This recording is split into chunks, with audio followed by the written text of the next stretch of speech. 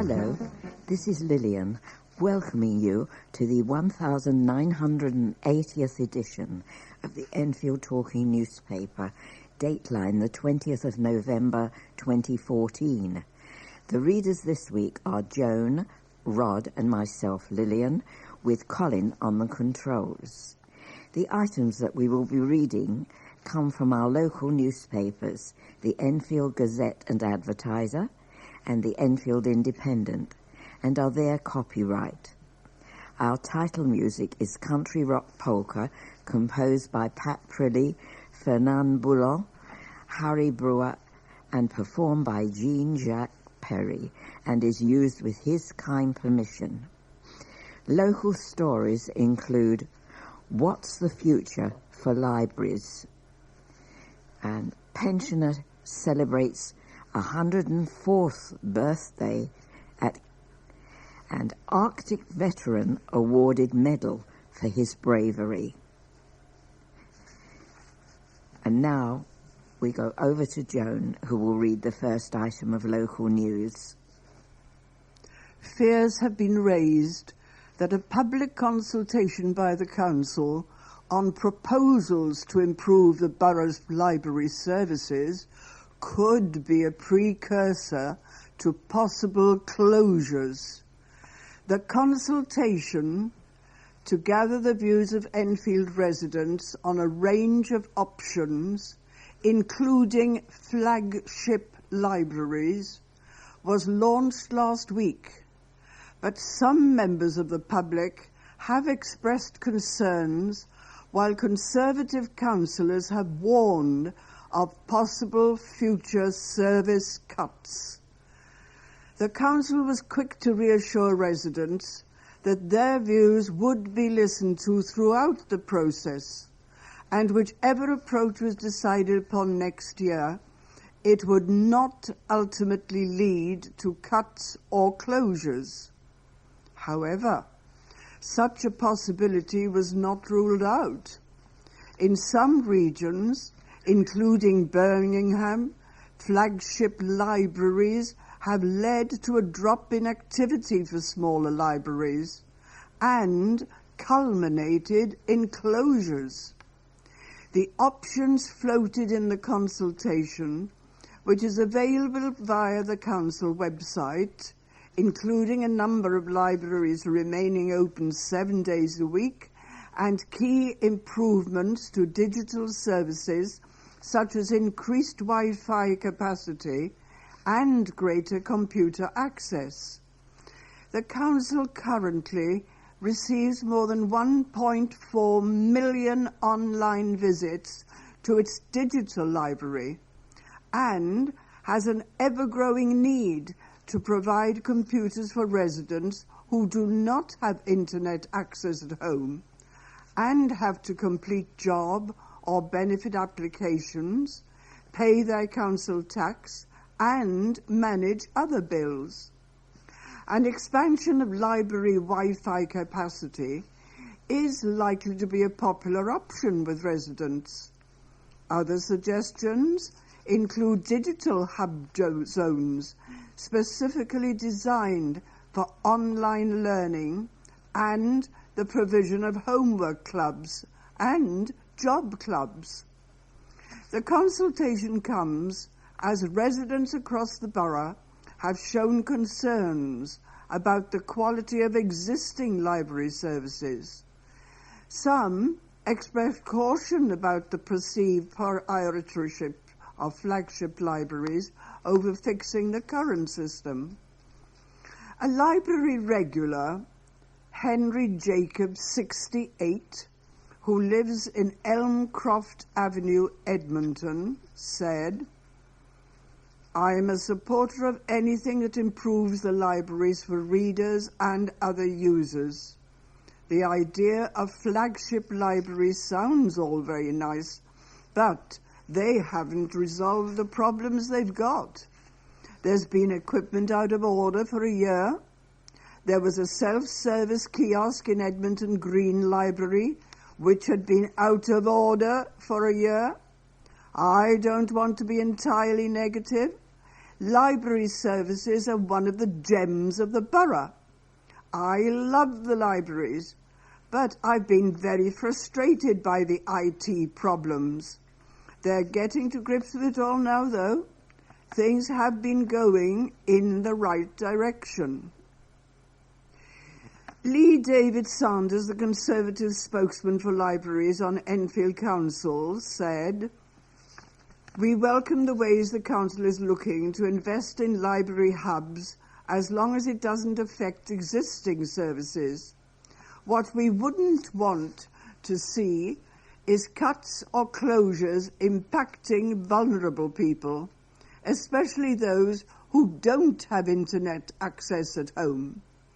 There is a risk of that, for example, in the east of the borough, where there are high levels of poverty. When we were in power, we were criticised when we moved libraries. Labour was very vocal about the risk of closures." Cabinet Member for Education, Children's Services and Protection, Aifa Oran, said, "Enfield's community is changing, and our libraries need to change to reflect the needs of our community, including the young, elderly, and those with a different range of abilities now and in the future. We have developed an ambitious vision and set of proposals that present an exciting future for libraries and enhance our comprehensive library service.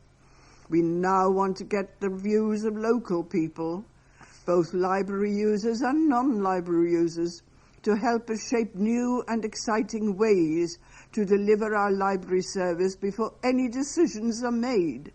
No decisions have been made yet on the type of library or the location of libraries. The final decision on the library service, location, and different types of libraries will be made in February or March next year, following the conclusion of the consultation." A 93-year-old veteran who fought in the Second World War was honoured as part of the remembrance ceremony. Frederick Thompson, formerly of Enfield, was awarded the Ushakov Medal from Russian Attaché Captain Oleg Kornienko for his bravery as a signalman in the icy North Atlantic, delivering supplies to starving Russians. The award was part of the ceremony at the Arctic Convoy Memorial outside the Civic Centre in Enfield, which was given by Arctic veterans. The convoys were described as the worst journey in the world by Winston Churchill. Enfield Borough Council leader, Councillor Doug Taylor, stated in his speech the memorial in Enfield was one of only a few scattered across the country.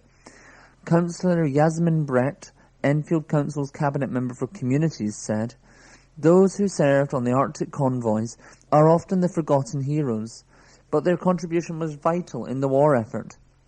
The memorial, outside our civic centre, is a wonderful permanent reminder of the sacrifice these men made when they crossed the cruelest seas, where one false fall into such waters would result in death. We owe them so much." Mayor of Enfield, Councillor Ali Bakir, added, "It is a huge honour for us to host this event and welcome our important guests. The Arctic Convoy Memorial was given to the borough through the efforts of past veterans, one of whom was an Enfield mayor, Councillor Stanley Carter. He died a few years ago, but through his persistence we are able to honour Frederick Thompson and ensure that he and others are never forgotten."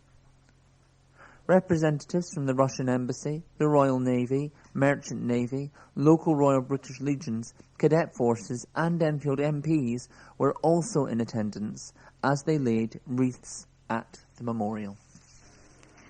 A man celebrating his 104th birthday revealed the peculiar diet that has got him to the milestone. Michael Lenudius turned 104 on Sunday, November the 9th, at Autumn Gardens Care Home in Southgate. Celebrating with daughter Darinka Kostas and her husband Costa, Mrs. Costius revealed her father's love of two foods. She said, "Any time we come here, he is always eating mints and Kit Kats. That's what he loves to eat. We are here every morning, and without fail, he will have them. It isn't your usual diet, but at 104, he does what he wants." Originally born to a wealthy family in Alexandria, Egypt, Mr. Lenudius had to flee the country with his family in 1961 when the Nasser regime took hold of the country.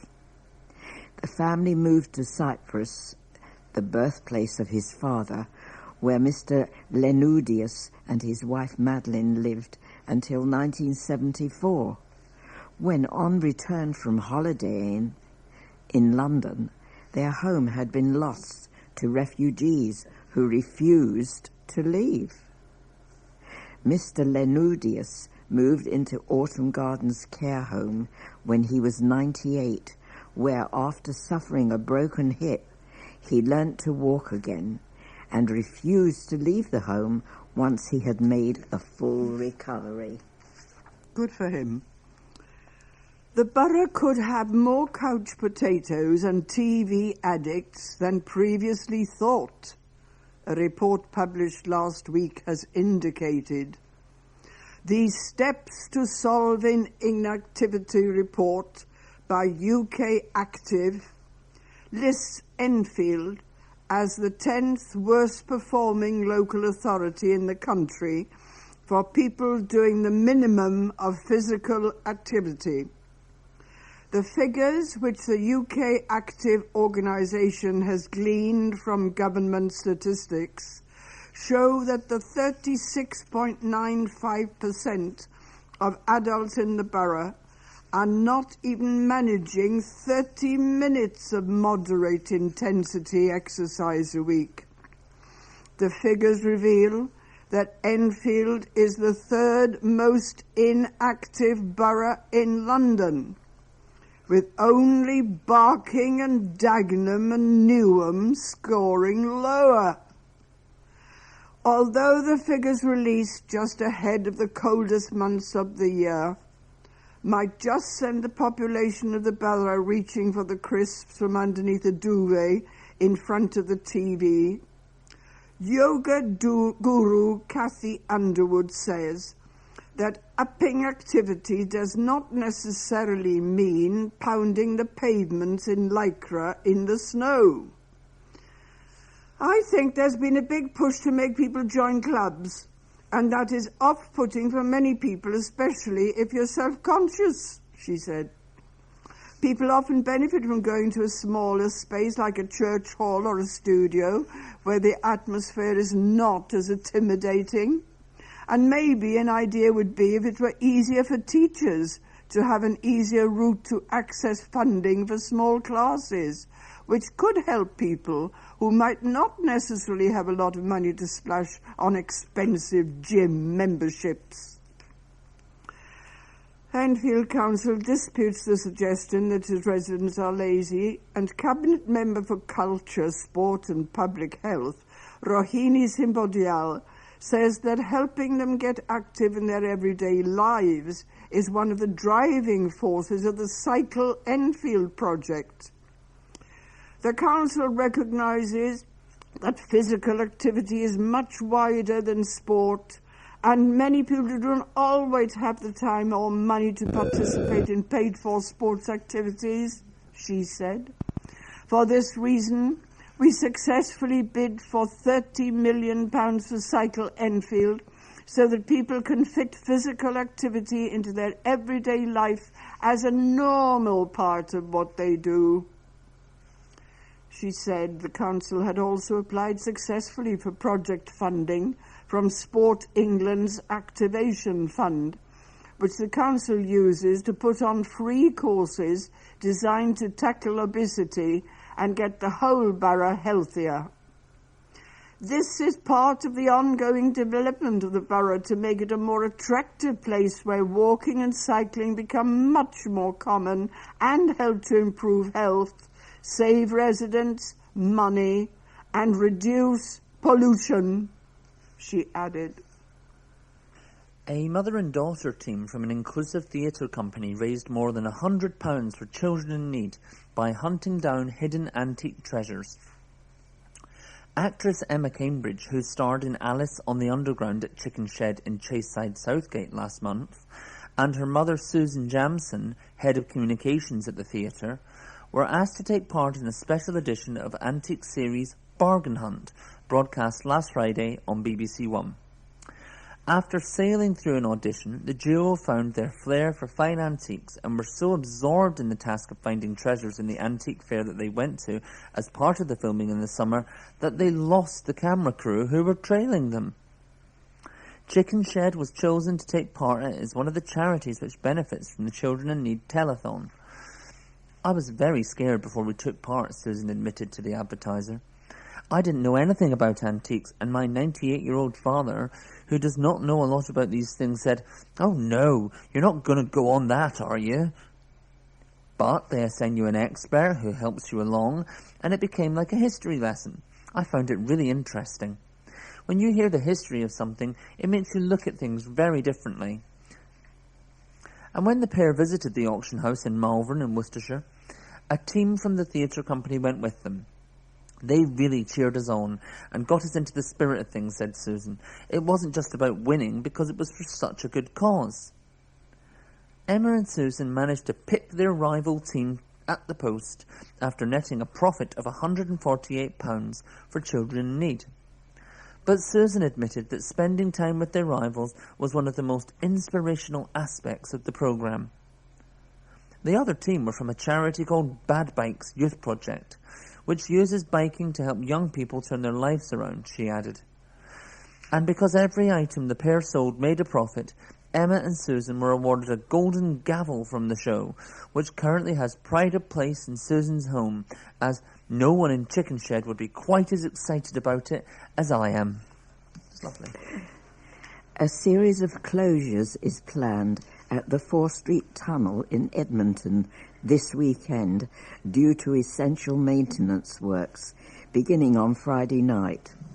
The tunnel will be closed from 10 p.m. on Friday until 5 a.m. on Monday. Transport for London estimates that it will be closed again 3 times between now and spring next year. Drivers using roads near the North Circular, including the Great Cambridge, 4th Street, Angel Road and Ferry Road, may find them extremely congested and are advised to find alternative routes, if possible, or allow for a longer travel time than usual. Drivers using the North Circular between Henley's Corner and the M11 are also advised to allow additional travel time, while those diverting via the M25 should expect their journey to take 45 minutes longer. If they remain on the A406, the delay could be up in an hour. It could be up to an hour. I do beg your pardon. Anybody needing to get to North Middlesex Hospital in Stirling Way, Edmonton, should also allow for possible delays to their journey. All buses travelling through Edmonton and Tottenham over the weekend may be diverted, and some stops may be relocated. The tunnel is being refurbished as part of ongoing maintenance work to manage water seepage and replace damaged electrical equipment. Improvements to the lighting can be also expected, making the tunnel safer and more energy efficient. An art teacher for children with special educational needs has overcome vertigo and raised thousands of pounds for charity in the process.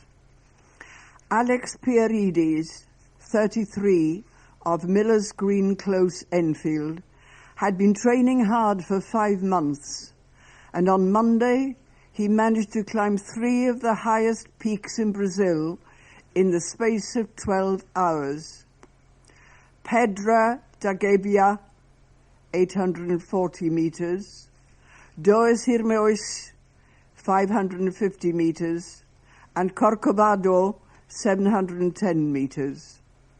Using the hills and wide open spaces in Trent Park Fosters for interval and gradient running, as well as power walks, the experienced marathon runner was able to finesse his skills so that when he spoke to the advertiser yesterday morning after his epic mounting challenge, he was able to shrug off aches and pains. "I am a little sore," he admitted after finishing the challenge at the iconic statue of Christ the Redeemer atop Corcovado in Rio de Janeiro, but said that the minor discomfort fell into insignificance compared with the amazing feeling he had once he completed the 3-peak challenge.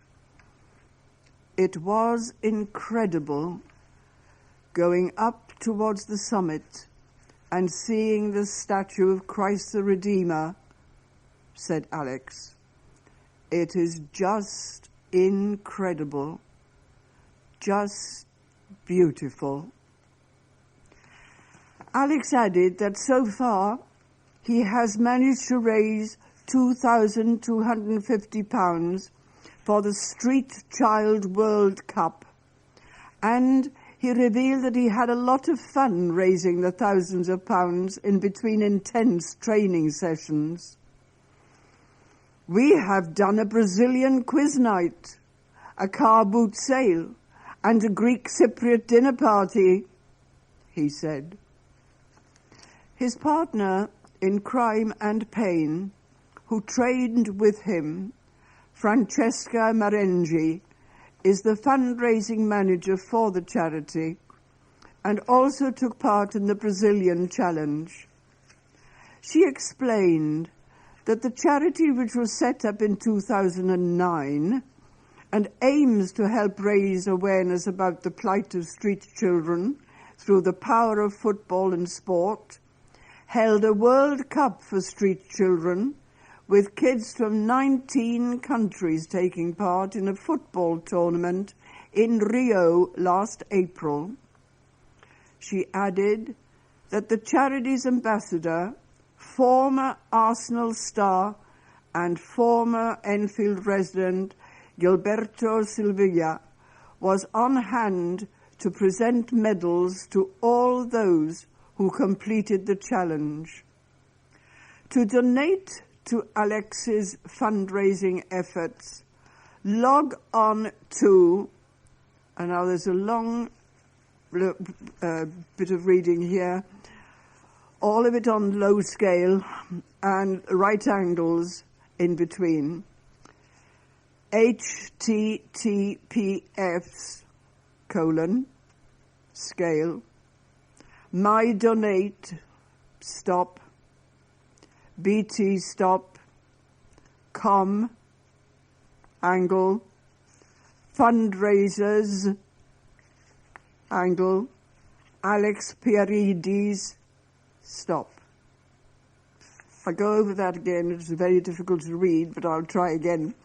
https:// angles my donate stop BT stop com angle fundraisers angle Alex Pierides, all in one word. Good luck to them. Free guided walks are set to continue for another year after a record turnout. More than 150 keen ramblers joined in the final Trent Park guided walk, which took place at the end of October. The 9 walks, which were funded by the Enfield Residents Priority Fund, ERPF, covered subjects such as bushcraft techniques, nature, evening bat activity, bird watching, history, legends, and Trent Park ghost stories.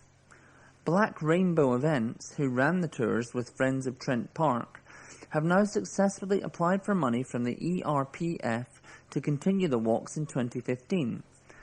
Councillor Yasmin Brett, Enfield Borough Council's Cabinet Member for Community Organisations, said, "This project was ERPF money well spent, as it not only promoted Trent Park, but also the ERPF itself in a positive and sustained way throughout the 7-month programme. Like last year, this programme of low-cost events has once again not only proved itself to be a valuable tool for building strong community involvement and representation, it has also proved itself to be a low-cost tool for producing a sustained level of positive publicity. Trent Park deserves initiatives such as this to raise awareness of its nature, history and worth as a valuable example of our local heritage. The project has raised awareness for local residents and visitors alike, as well as promoting healthier lifestyles." Councillor Jason Charalambous, who represents Cockfosters Ward, said, "On behalf of Cockfosters Ward, I was delighted to support this project for continued funding for next year. These walks have brought in record numbers of people who are discovering all the history and beauty of their local area, and I want to lend my support in ensuring this programme continues throughout 2015. Alan Metellus, Director of Black Rainbow Events, said, "This programme has been even more successful than we even dreamed it would be. Our local area cries out for events such as these." Thousands of pounds have been coughed up in a bid to reduce burglary. Enfield Borough Council has spent £18,000 on a property marking liquid called Smart Water. They've written those down with capital letters for S for smart and W for water.